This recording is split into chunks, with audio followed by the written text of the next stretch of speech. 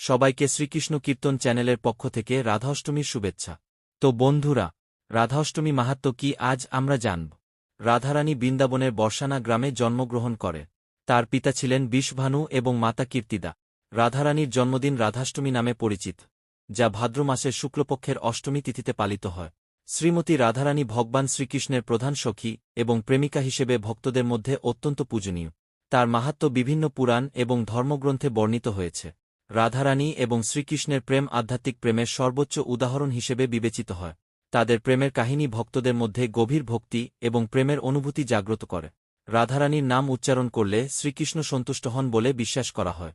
রাধাষ্টমী ব্রত পালন করলে সমস্ত পাপ থেকে মুক্তি পাওয়া যায় এবং জীবনে শান্তি ও সমৃদ্ধি আসে। রাধাষ্টমী ব্রত পালনের নিয়মাবলী: উপকরণ সংগ্রহ: ফুল, ফল, আতপ চাল, সিদ্ধ চাল এবং নৈবেদ্য হিসেবে 8 রকমের ফল সংগ্রহ করতে হবে। সংকল্প গ্রহণ: ব্রত পালনের